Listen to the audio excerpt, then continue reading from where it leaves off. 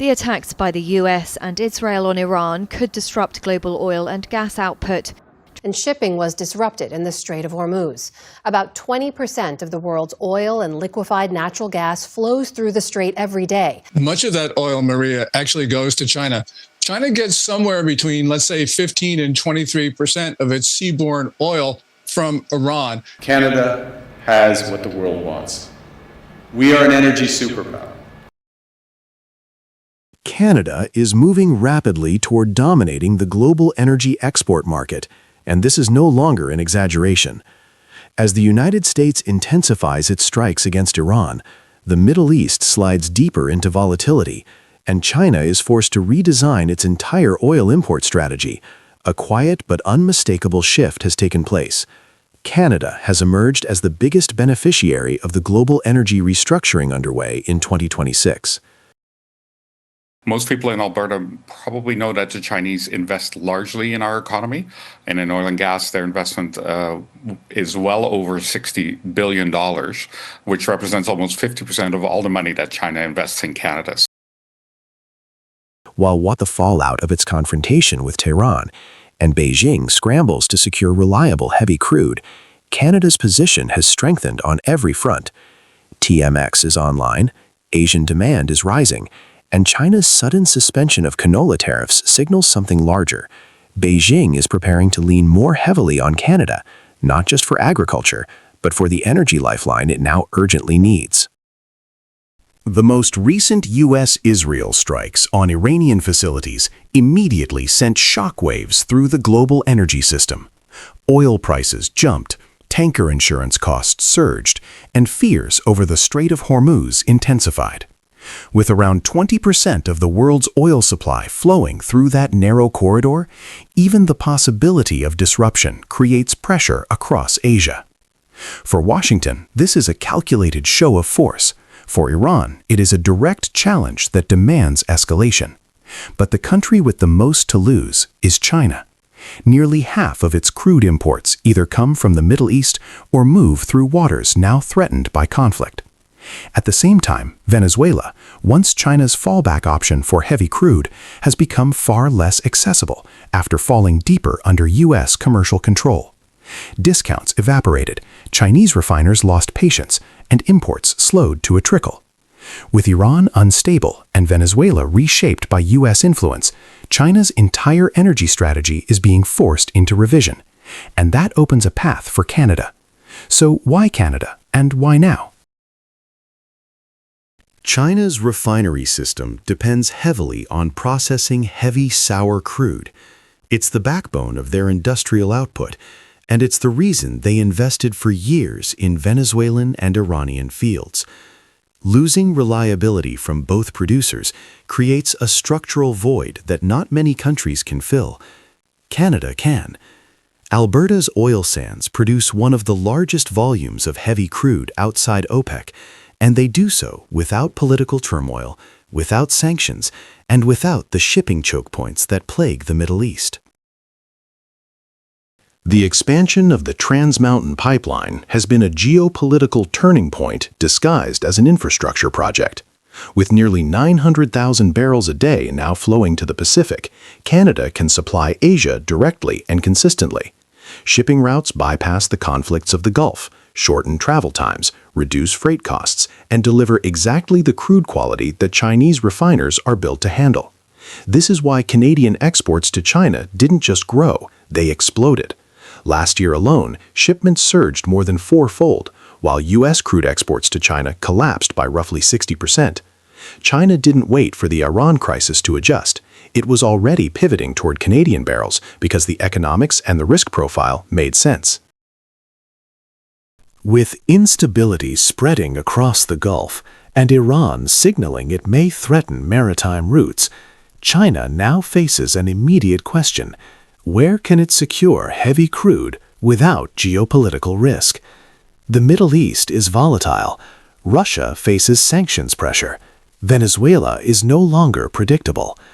In this environment, Canada stands out as the only major producer with scale, stability, and Pacific access. The U.S. strike on Iran did not create Canada's advantage, but it amplified it. China rarely offers trade concessions spontaneously. When Beijing lifted tariffs on Canadian canola right as global oil markets were tightening, it was more than an agricultural gesture. It was a diplomatic signal. China resets trade relationships when it sees long-term strategic benefit, and securing a stable North American source of heavy crude is a strategic benefit of the highest order. The timing suggests China is preparing to strengthen a broader commercial lane with Canada, beginning with agriculture, but ultimately shaped by energy. Before March 2026, Canadian canola faced steep anti-dumping duties, up to 75.8% on canola seed, along with tightened inspections and suspended export licenses. But starting March 1st, China slashed the anti-dumping tariff to just 5.9% for the next 5 years, and suspended the 100% tariff on canola meal through the end of 2026. In practical terms, Beijing restored market access to near pre-dispute levels. This is not a small adjustment. It is a calibrated political gesture, timed exactly as China begins leaning more heavily on Canadian crude. The U.S. strike on Iran may weaken Tehran, but it also destabilizes the Gulf and raises global prices, pushing China to urgently secure safer heavy crude supplies. With Venezuelan discounts gone and Iranian shipments uncertain, Beijing has few reliable options left.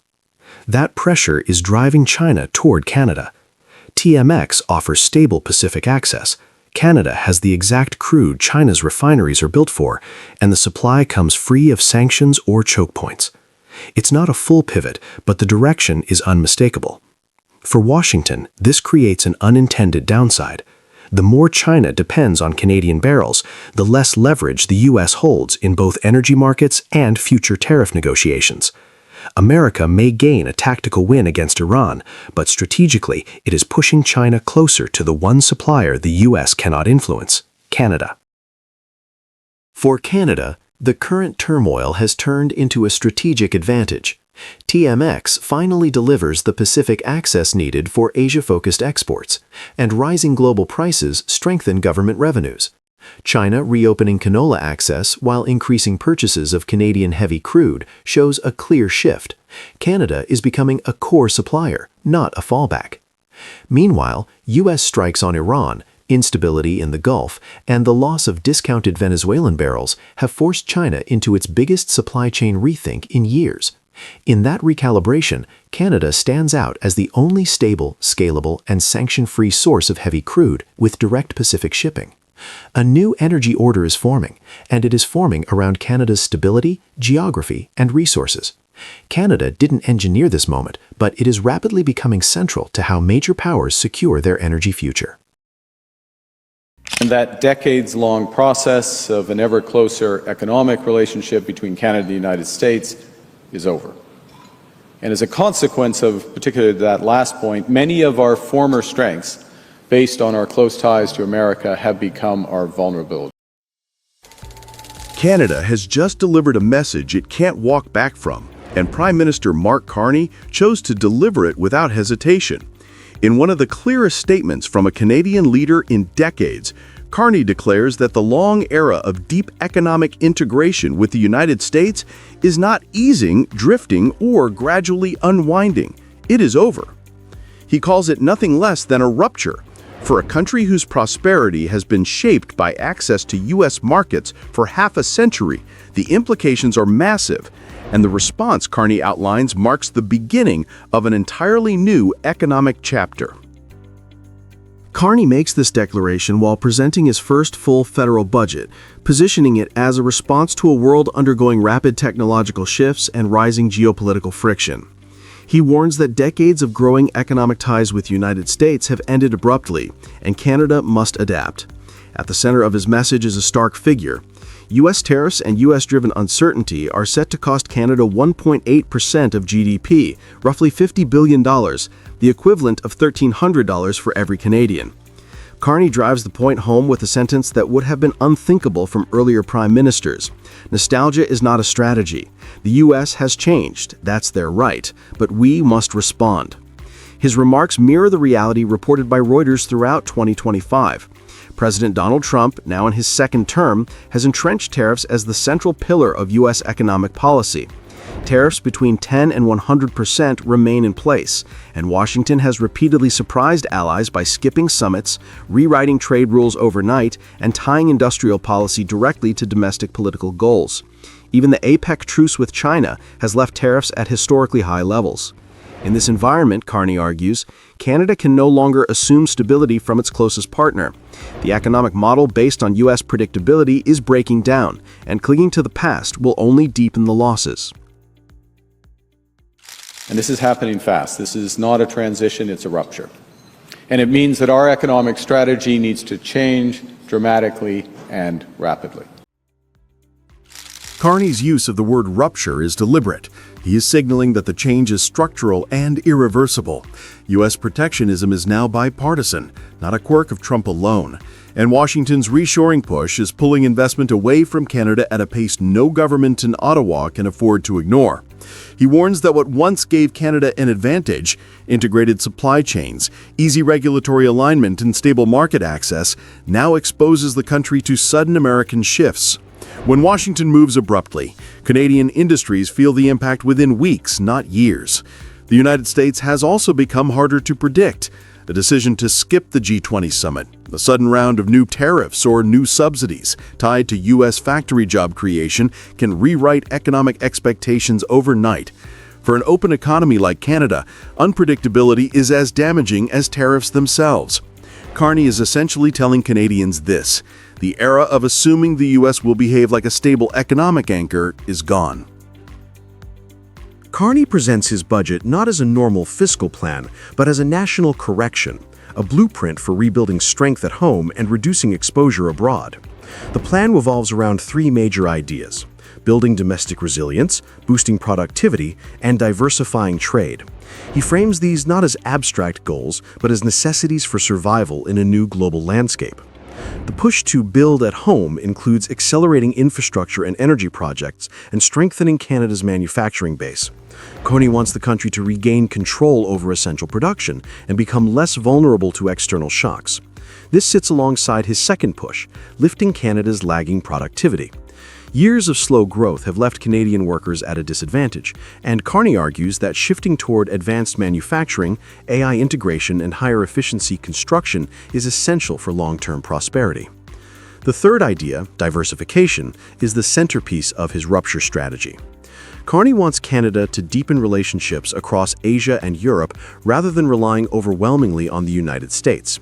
His government is expanding ties with South Korea and Japan, restarting momentum with ASEAN, carefully reopening lines of communication with China, and leaning into new opportunities with India and the EU.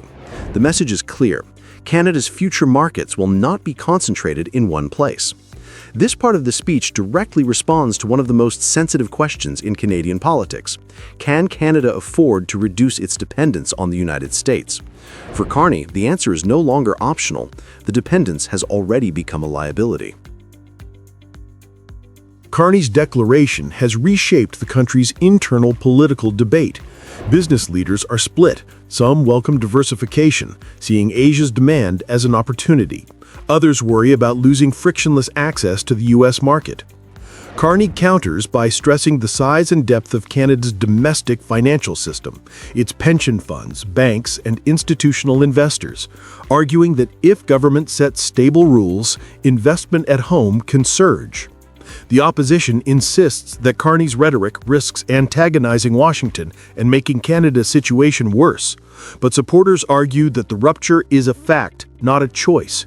Carney is simply acknowledging reality rather than sheltering Canadians from it. The political stakes are enormous. In redefining Canada's economic strategy, Carney is also redefining how Canadians think about their place in North America. For decades, the U.S. was the foundation of the country's prosperity. Carney is now positioning independence, not proximity, as the marker of success. For ordinary Canadians, Carney's message is both a warning and a promise. The warning is that the immediate future will involve higher costs and unpredictable supply chains as U.S. tariffs ripple through the economy. The promise is that Canada can reshape itself into a more resilient, more diversified, and ultimately more independent economic power. Over the medium term, shifting away from a U.S.-centric model could bring new investment and new export markets. Partnerships with South Korea, Japan, and ASEAN offer growing opportunities, while a diplomatic reset with China, cautiously but deliberately, could reopen access to one of the world's largest consumer markets. Over the long term, Carney sees Canada positioning itself as a leader in critical minerals, clean energy, and next-generation technology. To him, this is not simply economic management, it is nation-building.